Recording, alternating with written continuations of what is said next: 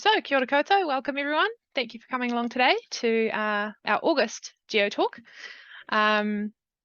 Here today, I'm very excited to have representatives from House of Science who make resource kits for schools. So today we've got Duggan, who's the CEO of House of Science, and Jane Hoggard, who is the designer and operations manager. So they're both based in Tauranga, but I understand House of Science has offices based all around the country, but I'm not the expert.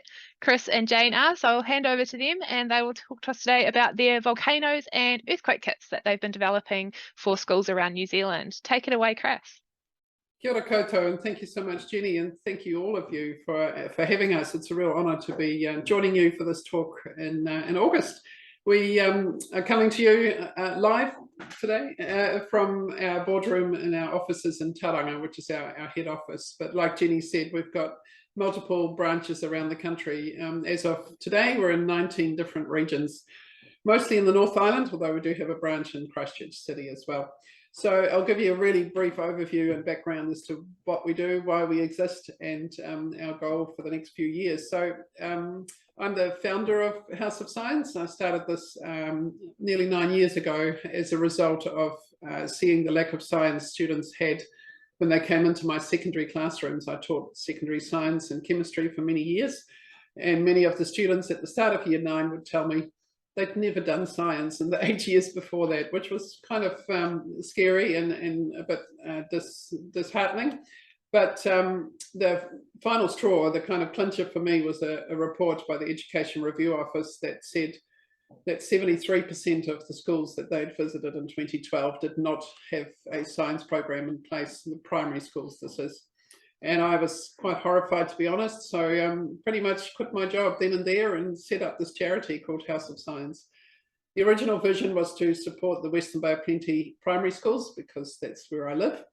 But the word soon got out, teachers talked to each other, and what we have ended up with is a model that is basically a community-owned library of science resource kits in different regions around the country, and each of our branches, each of our region has their own collection of these kits and their own copies that they deliver to the local schools on a subscription sort of library model for a fortnight at a time. And so it's largely driven by volunteers at our regions who every fortnight get in their vehicles and drive all around the region, dropping off these kits to literally hundreds of schools now. This week, 509 of these kits were delivered all over the country, which means about 30,000 students are doing science as a result of our blue boxes today, this week and next week, which is pretty phenomenal. So it hasn't been a long time, but we've grown significantly. And the reason is that we're solving two of the biggest issues for primary teachers when it comes to delivering science lessons, and that is the lack of resources and the lack of confidence. So many of our primary teachers have not had a particularly strong science background. So for them to teach science is quite hard. A lot of them are quite frightened of it even. And then to do that in an engaging, hands-on way for students requires them to often spend their own money finding and buying resources, which is really tricky. So we solve all that by delivering these incredible 80-litre fish bins, which Jane has designed, and which a team here at our national office manufacture in multiple copies of.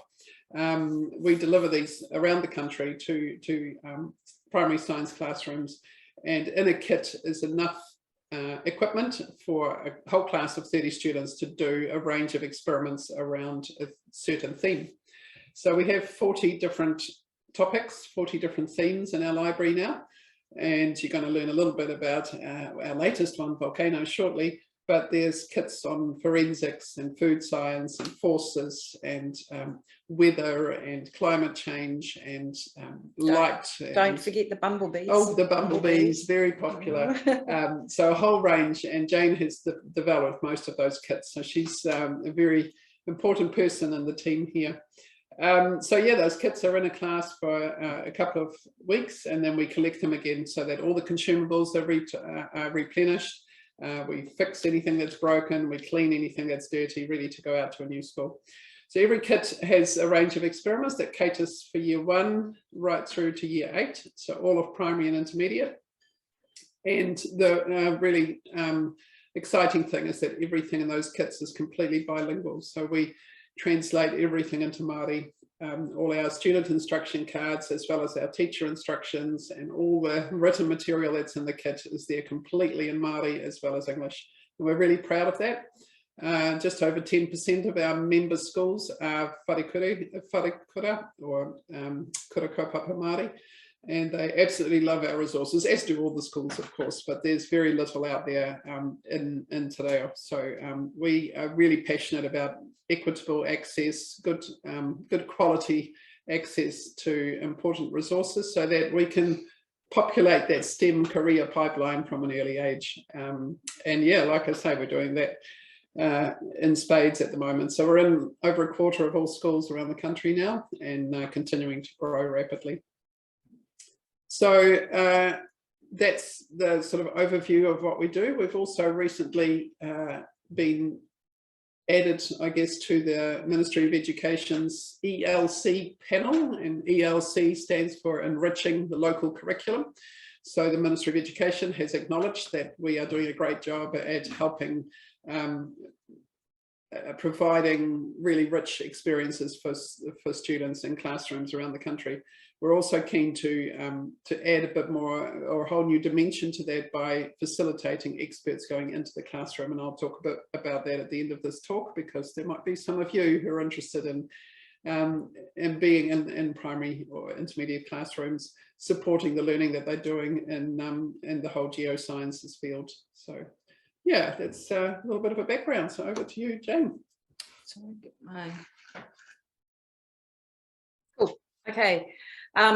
Chris alluded a little bit in her introduction about our resources, but I want to start with assuming that you're actually not familiar with the House of Science and our resources, and so you're most likely to have quite a few questions about, you know, what do our kits actually look like? Are they big? Are they small? What color are they? What do they contain? So using the Volcanoes kit as an example, I'd like to begin by introducing you to a kit. So it is a big bin. It's a 79-litre blue fish bin, and it's clearly labelled with the name of the kit and the sponsors who have funded the purchase of the kit. Ben Kennedy from Canterbury University approached us about the development of a Volcanoes kit and managed to find support for the R&D of this resource from the 4 organisations you can see on the box lid label there: Devora, Eclipse, Volcanic Futures, and one of the national science challenges, the Resilience to Nature's Challenges. Once we have a topic for a new resource, a big idea is agreed upon for the learning in the kit. Begins with a starting concept, and hands-on student activities are then designed and developed to explore the big idea. And this information is presented to teachers and students in the form of a concept map. So using the concept map for the Volcanoes kit as an example, you can see that the big idea is that the surface of the Earth is constantly changing, and volcanic activity is responsible for many of the Earth's geographical features. And down the bottom here, you may or might, can you see move that up? The starting concept is that we live on the surface of the Earth, but what's on the inside? These are, as you move up through the chart or through the map, these are the different learning objectives that are linked to the activities designed for the curriculum levels over the site here. Curriculum levels 1 through to 4, which is year 0 to 8. We aim for a minimum of 5 activities and up to a maximum of 8 per kit. And in the Volcanoes kit, we have 8, but I've snuck in a couple of extras with a part A and a part B. So what's actually in the kit? As Chris said earlier, it's everything in the way of equipment, consumables, and other resources that allow a teacher to deliver a hands-on, engaging science lesson about a particular topic to a class of 30 students. All our resources are bilingual, as mentioned, translated into Te Reo Māori. Included in the kit is a teacher manual, which contains supporting information to enable the teacher to deliver the science learning. We try not to overwhelm the teachers with too much information, so the teacher background notes are kept concise and relevant to the topic and the activities in the kit. Because they are bilingual, we also include a traditional Māori story, or a cultural link is included. Curriculum levels and learning objectives are clearly stated for each of the student activities. And we always include extension ideas or discussions or activities that allow for further investigation and exploration. Links to other useful resources and websites are listed in the table at the conclusion of the student activities. So one thing that's really important to understand or to remember is that the House of Science staff are not present in the classroom to help with the delivery of the lesson. Our product is designed to empower the teachers to deliver the lessons themselves. And that's a very important point of difference for us and for our organisation. Okay, now I want to get on and explore and have a look at some of the activities in the Volcanoes kit. So, as an introduction to the first activity in the kit, the teachers use an inflatable globe as a prop, and they have a discussion with the students around what is the shape of the Earth. You know, it's that we live on a sphere. They have a look at the countries on the surface of the Earth, where we live, where they've lived, where they've visited. But the idea is to get across to the students that we do live on the surface of the Earth, but have you ever wondered about what's actually on the inside? So the teacher presents and discusses the different internal layers of the Earth using a poster. And then the students get to make their own model of the Earth. So working in small groups, they're given sets of modelling clay, different coloured modelling clay. They start with a small red piece of modelling clay that they roll into a ball, and that represents the Earth's inner core. Then they have another piece of orange modelling clay, which they flatten and mould around the red ball, and this represents the outer core. Again, they're given another even bigger piece of yellow clay. They wrap it around. That represents the mantle. And then they roll their ball of modelling clay in sand, and the sand on the outside of the ball represents the crust. Then the students get a piece of cotton thread, and they wrap it around their fingers, and they cut the model of the Earth that they've made in half. So what they end up doing is, when they cut their model in half, is they're able to observe the two halves and visualize the internal structures of the Earth. So they can have a nice discussion around labeling it, linking it to the poster, and it's quite clearly, the kids can quite clearly see what they're looking at. There is, as an example of an extension activity for older students that's tacked on to this particular activity, they can look at what is a scale model. They are told about how scientists often build and study models to better understand things that cannot be studied directly due to their size, or being too small or too large. And a scale model is an enlarged or reduced representation of an object that has the same proportions as the actual object. So they're given a scale of 1 centimetre represents 2,000 kilometres, and they get their rulers out and they measure those the diameters of those layers, and then they have to decide how close to scale their models are. For this next activity, we have something really cool. We have these 3 spherical Tectonic globe puzzles in the kit.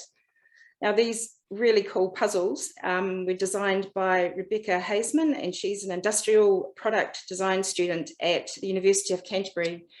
And she worked on a project to produce this with Ben Kennedy and some of his colleagues. And this puzzle is really cool. The kids can handle this puzzle. The blue pieces on the outside of the puzzle represent the Earth's crust. So this is a really cool way of showing the kids that the Earth's crust isn't a solid piece. The crust is actually made up of smaller pieces that fit together like a puzzle, and that these pieces are called tectonic plates. They can have a play with this puzzle. They can count how many plates there are. They can start making observations about variations in size and shape of the different plates or pieces.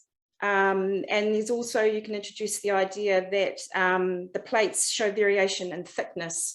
So that's introducing the idea that there are actually two types of crust that cover the surface of the Earth: the thinner oceanic crust and the thicker continental crust. They're given a map of the world, because this is quite important too, because the shapes of the puzzle pieces don't actually match the map of the world that they're familiar with. So by giving them this map, they can see how, or see the location of the tectonic plates on the world map. They can then actually take, unclip and remove the puzzle pieces from the globe. And they really love doing this because they can examine them in a lot more detail. So they can sort them into two groups based on their size. So you've got the puzzle actually contains 7 major tectonic plates and 4 minor tectonic plates. The inside of each piece of the puzzle is labeled with a number, and this matches a legend on the previous map that I showed you. So they can actually give the tectonic plates names. And then there can be some discussion around, which is the biggest plate, which is the smallest plate. Like to focus on the biggest plate, which is the Pacific plate, because that's where little old New Zealand starts appearing. The Pacific plate being made up of almost entirely oceanic crust, except for a small piece of continental crust, which is the South Island of New Zealand. So you can re-emphasize, looking at those different thicknesses again, which is really important leading into the next activity. So this series of activities are called action at the edges. So using the Tectonic Puzzle again, you can actually demonstrate that tectonic plates making up the crust, the Earth's crust, are not actually stationary, they're moving, and the little puzzle pieces actually move around on the globe. So you talk about where the plates meet are called plate boundaries, and that mountains, volcanoes, tsunamis, and earthquakes form because of plate movements. So students are introduced to the 3 different types of tectonic plate movements that occur at plate boundaries. So the divergent, convergent, and transform boundaries. And then this part of the activity is introducing the idea of modeling different types of tectonic plate boundaries and plate movements moving your hands, because kids love doing things with their hands. And so you start off by, over on the left here, you can see the oceanic crust can be a flat hand, and a continental crust is a balled fist. And then through a series of posters, the students are taken through modeling the different movements that you get between the different types of crusts. So divergent plate boundary between continental and continental, or between oceanic and oceanic. Your convergent plate boundaries, continental versus continental, and your subduction, move it out the way, can't read. Subduction that happens with continental versus oceanic and oceanic versus oceanic, and then your transform boundary as well. Very cool, great way of doing it. The kids really can relate to it, and they have a lot of fun with it.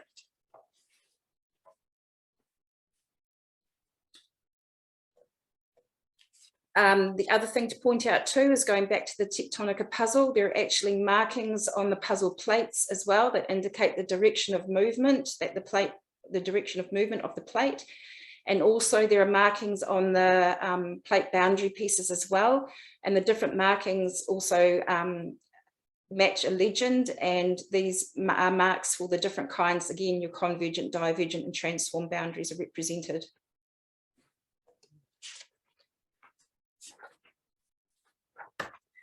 The chain of volcanoes and seismically active sites that outline the Pacific Ocean, known as the Ring of Fire, is also discussed. More than half of the world's active volcanoes above sea level are found in this zone. And there's another map that the students can look at, which shows the location of the volcanoes that form the Ring of Fire. And again, you can focus on New Zealand down the bottom here, because we live astride one of the most volcanically active plate boundaries on the planet. It's a really nice visual, again, just seeing the outline of the volcanoes around the Pacific plate. The next activity probably might seem a little bit left field to start with. It's all about viscosity. In other words, how fast or slow does a liquid flow? And this activity is called racing liquids. The students are given a flat, thin plastic or silicon board, and they're given 4 different types of liquids: the golden syrup, cooking oil, dishwashing liquid, and water. They lay the board flat and they put a couple of drops of each of the different liquids at the different positions labeled across the top of the board. Then they set up their little stand that we've made, and they quickly lift the board and slide it into the stand, and then they have a look at how quickly the liquids are moving down the surface or the slope of the board. We've had a lot of really positive feedback from the schools, our test schools that are currently using this kit at the moment. I've even seen a picture of a little boy enjoying eating the golden syrup off his hands. So, you never quite know what's going to happen with these activities. This activity also lends to some nice extension activities around changing the temperature of the liquids. You can put them in the fridge, see if that alters viscosity. You can alter the angle of the slope of the board that you're testing the liquids on. You can also alter the texture of the board as well. So you come back to the question of what has viscosity got to do with volcanoes? Well, lava viscosity is one of the factors that determines the size and shape of the volcano, as well as its eruptive style, so whether it's effusive or explosive.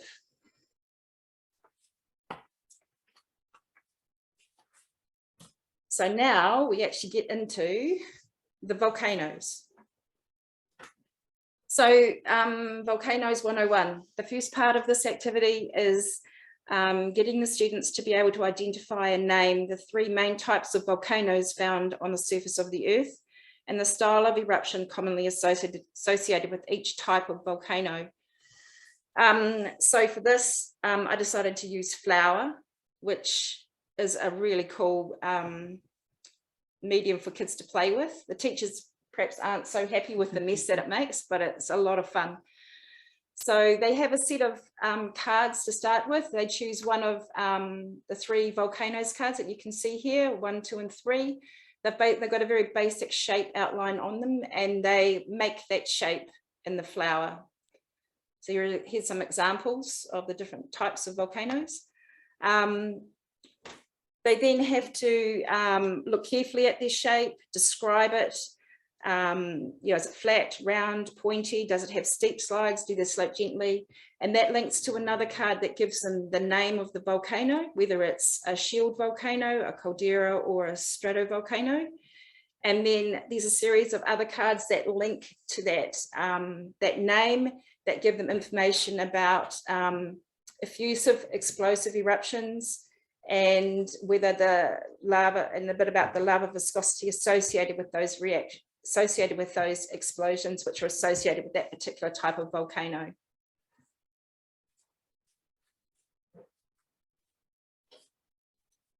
The next part of this activity is called looking at lava. The students start off with a bit of an introduction and some learning around being able to identify the different parts of a volcano and discuss its structure. But then they get on to the cool part of actually creating a model to observe lava flow and volcano formation. So when I started out looking at this kit and looking around eruptions, I was determined that I wasn't going to use baking soda and vinegar. So for this eruption here, we're using yeast. So the students get their flour again and they make a stratovolcano. They're given a container that's labeled as a magma chamber. Into the magma chamber, they put certain mixture of yeast, warm water, sugar, and some food coloring. They place the magma chamber into their flour volcano, and then they cover up the top. So they've just got a cone-shaped volcano. This is a sort of a slower eruption, occurs over a 15-minute period. And this is really cool because it gives the students plenty of time to practice their observation skills. And we put in magnifying glasses as well so they can look at things very carefully. As the yeast begins to grow in the presence of the sugar and starts and warm water and starts producing carbon dioxide gas, the gas is released. And what's really cool is that the flour near the top of the volcano will start to crack and move. Creates great excitement. And then the excitement levels start going through the roof when the lava starts flowing out the top and down the sides of the volcano. If the kids look really carefully at the lava moving down the slope, they will see the bubbles of gas in it. And this can lead into a nice introduction and discussion around the difference between magma and lava.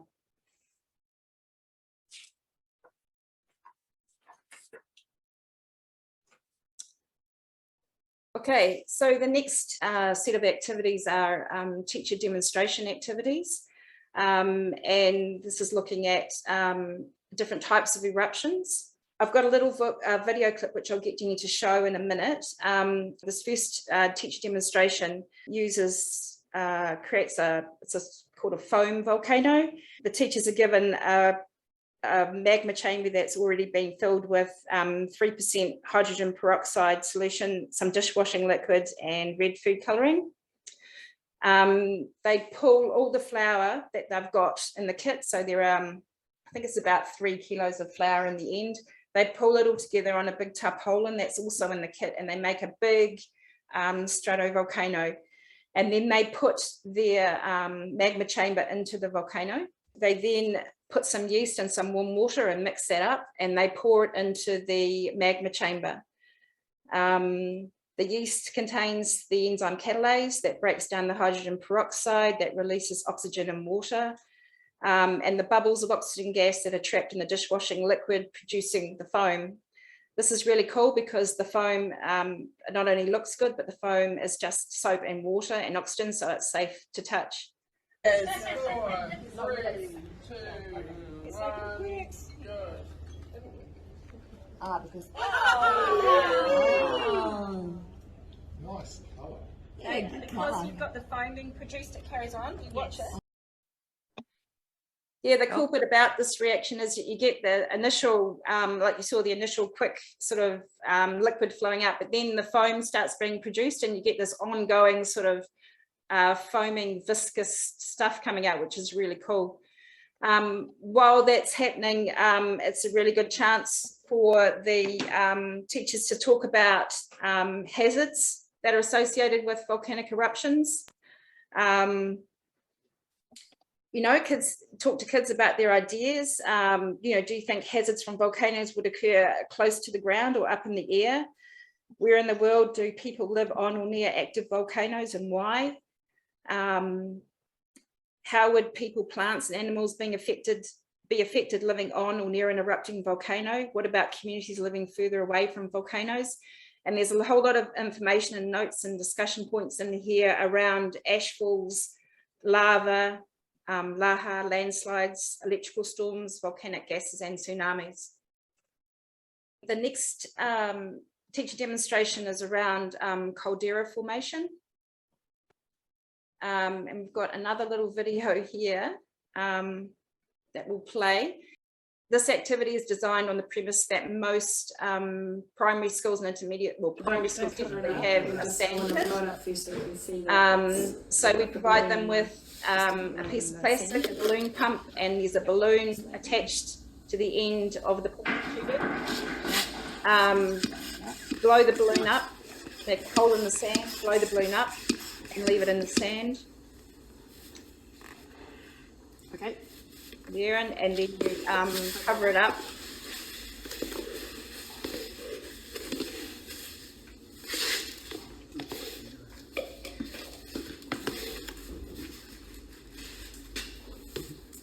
So the balloon, in this demonstration, the inflated balloon represents the magma chamber full of magma. When the magma in the chamber of the volcano is forcibly expelled during a large eruption, the support that the magma provides inside the tiers and the sides and the top of the volcano collapse downwards, sort of like on that sand in the middle, which is represented by the deflating balloon.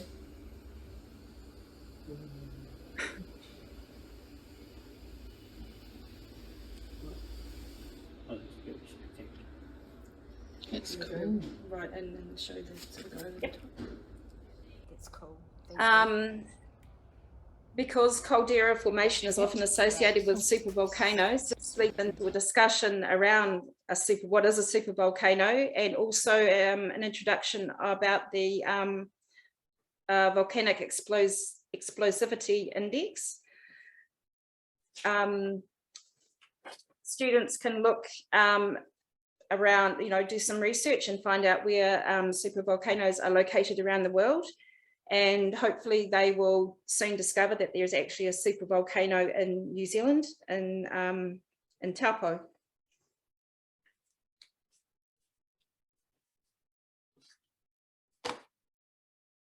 Okay, now we move away a bit from eruptions and we focus on rocks, igneous rocks, in fact.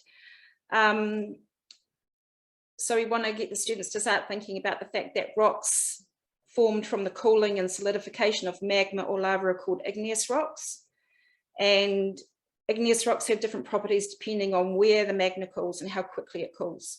So for this activity, we provided them with some samples of 3 different types of igneous rock, scoria, basalt, and pumice. We've given them some magnifying glasses, and we've also given them a couple of digital microscopes that they can set up. And we asked the students to list as many similarities and differences between the rocks as they can. So make use of the magnifying glasses and the microscope, and consider things like color. Are they shiny or dull, or their shape or their texture? How much do they weigh? And they can even do some experiments with some containers in the kit to see whether the rocks will float or sink. So it's all about making predictions, recording observations, and explaining their findings. And there's also a little discussion here about the fact that volcanic rocks ultimately break down and weather to form some of the most fertile soils on Earth. Volcanic soil contains a rich combination of nutrients that are essential for plant growth. The last activity in the kit focuses back on New Zealand, because New Zealand's landscape has been shaped by tectonic activity over millions of years. For this activity, this is for the older students, and basically they're set up to present a tour of New Zealand volcanoes. So they're given 8 volcanoes posters, 8 New Zealand volcano posters, so Tongariro, Ngauruhoe, Tarawera, Taranaki, Whakaari, White Island, Ruapehu, Taupo, and the Auckland volcanic field. Their poster has some basic facts about each volcano, so the type of volcano it is, how it's been formed, and a little bit about the Maori name. There's also a link at the bottom of the poster to the GeoNet website, which is a starting point for them to begin their research. So the sort of things that they can think about for their presentation of their volcano is it active, dormant, or extinct? When did it last erupt? What were the effects of the eruption? Is it likely to erupt again, and when? What are the hazards if it's likely to erupt? And a little bit about the New Zealand Volcanic Alert System, how it's based on 6 levels, and what is the alert level of the volcano that you're researching. And then once the students have done all their research, then the teacher uses the tour guide poster with the different volcano locations marked on it. And the students get up and present their ideas and basically take the class on a tour of New Zealand volcanoes. So that's it really. That's everything in the Volcanoes kit. The other kit that I'm working on at the same time pretty much is the Earthquakes kit. The front end of the Earthquakes kit is pretty much the same. Well, it is exactly the same as the Volcanoes kit. The students still have to have that understanding about the structure of the Earth, the tectonic plates, or the movement of the tectonic plates, and how that all works as an introduction to earthquakes. And then we're branching out into earthquake-specific activities. So that's what I'm working on at the moment, and I thought I'd just give you an overview of a few activities that I'm looking at including in this kit. We've managed to secure these engineering quake shake tables in a kit. And these are very, very cool. The shake table has a setting between 1 and 5, which obviously increases the severity of the shaking or the earthquake. And the students have blocks that they can build into buildings of different sizes, shapes, heights, and all kinds of things, and they can look at how stable the buildings are.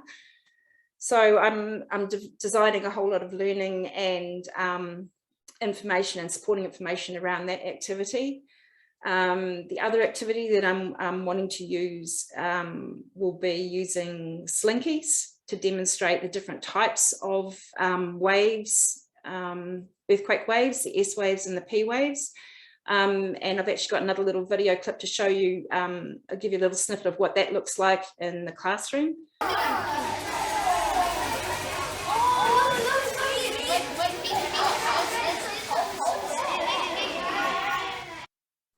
The kids really love this. You can see the expression on the boy in the green shirt. His mouth's wide open. It's great. It's really cool being able to see the energy transference, visually see it. Oh, it looks so weird. Wait,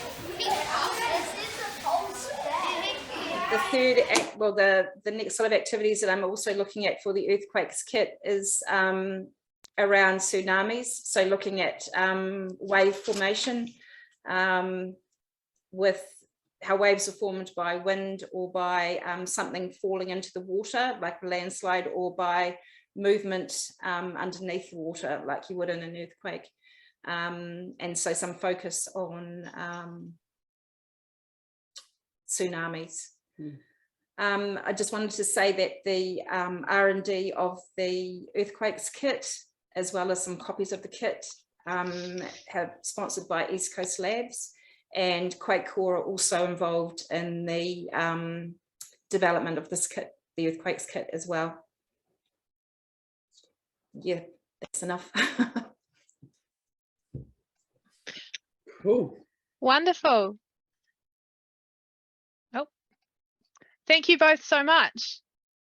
That was really exciting. I was, blown away by the 3D puzzle of the tectonic plates. I've often thought that would be a really cool thing to have for kids to play with. And you guys have gone out and made it, which is fantastic. And yeah, I love the yeast instead of the baking soda and vinegar, because it happens slowly enough that people can watch it and you can see the cracks forming in the ground as it inflates, and it's much more realistic, which is just fantastic. Well done, you. We've got a bit of time left, so if anyone listening, feel free, turn on your videos, your mics. If you've got any questions for either Jane or Chris, please fire away. Yes, Sasha, go ahead. Hi, my name is Can you hear me? Yeah. Yes. Can you hear me? My name is Sasha and I'm the geologist and educator for the Waitaki Whitestone Geopark. So I'm based down in the Waitaki district. Wow, fabulous. So I go into schools and do education with school groups. What you're providing just looks amazing. Do you come down this way at all? It's Waitaki.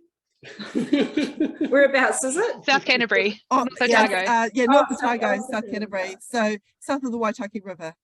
Oamaru. No, not yet. Not yet, unfortunately. So our only branch currently in the South Island is Christchurch City. Okay. Yeah, it's really hard for us because we don't get any government funding. We rely on grants and sponsorship and local philanthropists to get alongside us. So unfortunately, we're not currently in your region, but we are applying for some Curious Minds funding to open up a couple of branches in the Deep South. So that could potentially get a bit closer to you. Hopefully, yeah. Okay, so maybe I can send you my details, and if you end up this way, I'd love to work alongside you. I do some things in schools, and obviously what you're providing is just incredible. It looks incredible with the resources that you have. Yeah. So I'd like to connect with you guys. Absolutely. Yep. That'd be perfect. Yep. I think Chris asked me at the start of the meeting if I can collate anybody who wants to be put in touch with House of Science to contribute or find out more. Just flick me an email with your contact details and I'll pass them on to House of Science, and then you guys can get in touch and start doing more wonderful things. Cool. Any other questions? Yeah. Mila. Yeah, actually, I have a few, so if it's too many, I'll stop. Maybe Bruce has some others. So first, it's fantastic stuff. I did know of you once, of someone presented something very brief at GSNZ, but this was great to watch with your videos and your kids. So yeah, really, really cool. I'm at the University of Auckland. I'm a senior lecturer, and definitely I'll share my contacts. I do outreach when I can. I love it. And we have also the seismometers in schools. So we set up these educational seismometers. We actually target high schools just because they can learn more, but I can see like really good links between, of course, we have put them in primary and intermediate, but when we look at where the students can get the most, it's actually in high school. And so actually one of my questions, I couldn't follow the beginning. Are your kids up to year 8 or up to year 10, did you say? No, that's right, up to year 8. And the reason we stop at high school is that high schools have science teachers who have the expertise, and they have technicians or access to technicians to help them. Certainly geology is a much more prominent subject at high school. So year 10, obviously, often that's where they start some quite detailed learning around geology. But research has shown that by the time kids are 10 years old, not year 10, but age 10, they have pretty much made up their mind about science and lots of other subjects. So if we haven't exposed them to science by the time they're 10, chances are they can't really see themselves in a future science career pathway. So that's why we focus on primary schools where there's just so little science. So yeah, we go up to year 8. Right. Because I still would find that the kids would be helpful for high school teachers. I don't know if you could get into that, but I see it from my daughter is in Westlake Girls in Auckland. It's a big school. And when she showed me what she did in Earth Science was a spreadsheet, not a spreadsheet, just a fill-in sheet about the tectonic boundaries. And, you know, if they had kids like this, I fully agree with you that you excite them, but I think in year 9 and 10, we lose them too, if they don't stay engaged with some cool science stuff.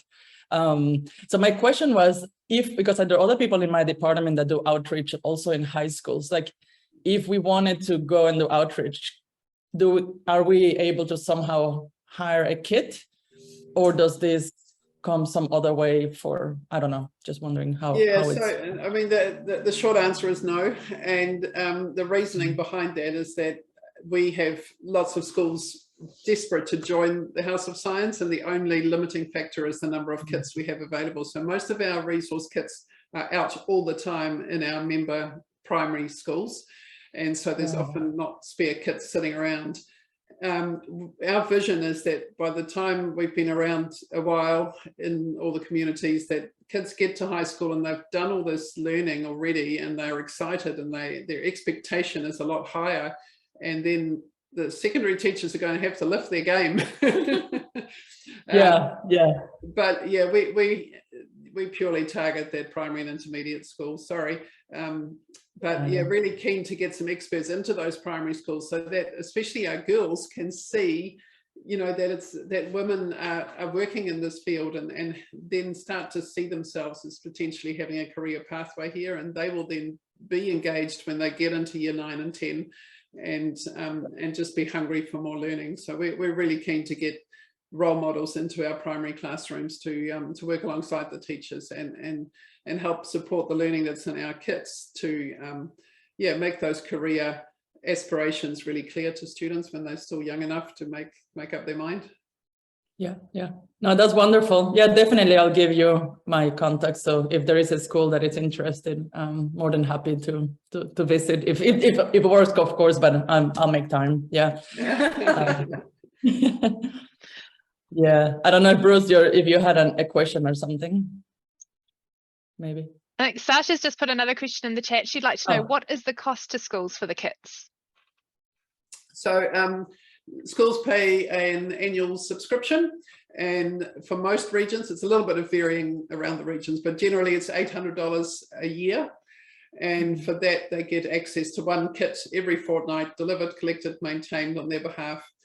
Bigger schools can sign up as a silver member when they get 2 kits, and that's $1,200 a year, and the gold membership for 3 kits at a time, so 3 kits 20 times a year, is $1,600. So it's not very much. That's about 10% of what it actually costs us. So we ask school for a little bit of skin in the game, but it's extremely cheap. Yeah. So where does the rest of your funding come from? And say you wanted to make more volcano kits so you could hire them out to high schools. Where do you go for funds? Oh, honestly, everywhere that is willing to talk to us. We've got some great long-term relationships with the likes of Dairy NZ, who've partnered with us for a Moo to You kit. The New Zealand Agricultural Greenhouse Gas Research Centre sponsor our climate change kit across the country. But then, you know, we've also got some smaller businesses locally who just sponsor one kit. So that costs $2,500 a year that they contribute to adopt a kit, if you like. So they get their branding on the outside of the kit, and they pay for the initial purchase of that kit, but the ongoing annual cost of distributing and maintaining. So that's $2,500 per year for kit sponsors. But yeah, it's lots of philanthropy, grants, grant applications, and then sponsors as well. The Volcanoes kit, that the stage it's at the moment is the prototype has been created and it's in our test schools. When we go into production, obviously we say tell our branches the kit's ready now, find your sponsors, and we'll start making the copies of the kit for you. Currently, we've actually got orders for 15 copies of the Volcanoes kit sitting on our boards, and that's through sponsorship from there's 10 copies of the kit being sponsored by GNS. There are 2 copies being sponsored by Devora. Hut Science is sponsoring a couple as well, and we've also got the prototype kit, which will be going into our Christchurch branch.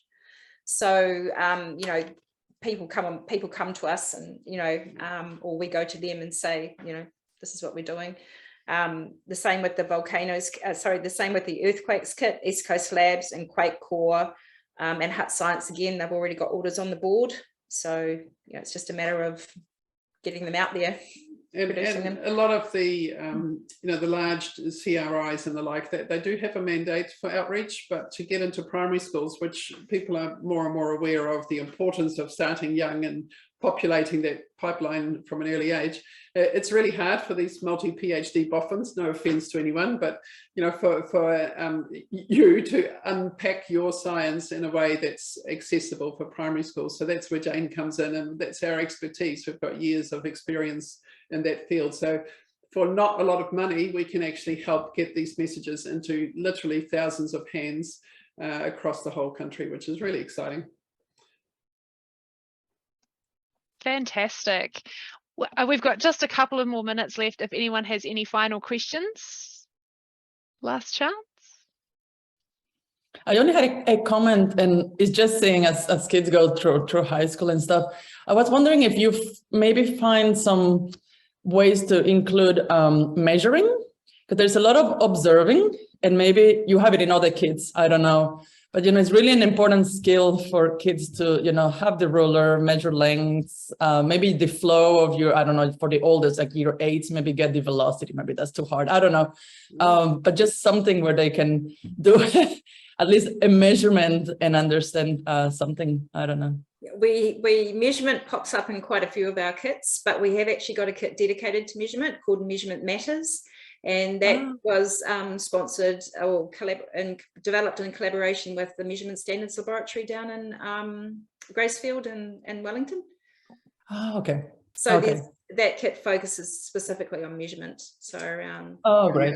Many of our kits definitely go into measurement. It's such an important skill, and we also try and encourage teachers to use our kits in other curriculum areas, and that's the beauty of primary schools. They can be a lot more flexible. So using the context of the volcanoes and the eruptions to measure speed, if you like, if the kids are a bit older. So bringing in numeracy into that is really key and very obvious for the teachers. They love it.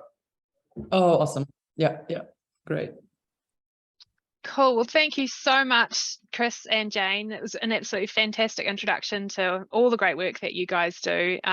We're very grateful and very excited to hear what you're about. And I hope the funding keeps coming in for more kits. And from us, we're a bit biased. We like the geosciences, but as you say, there are multiple sort of interdisciplinary things such as measurement and observation skills and things which are important across science and wider STEM subjects. So thank you very much for your time. I think, Chris, did you want to tell people how to get in touch with you? Or thanks, Jenny. And thank you for coordinating that contact through you in the first instance. But we are really keen to get more scientists into schools and can help facilitate that through quite a structured program with this ELC funding. So we're looking forward to hearing from your members so we can help get them into classrooms and help excite these kids of all ages, but especially the young ones, to become geoscientists just like you. So thank you for the opportunity. It's been really an honour to join you today, and ka kite anō.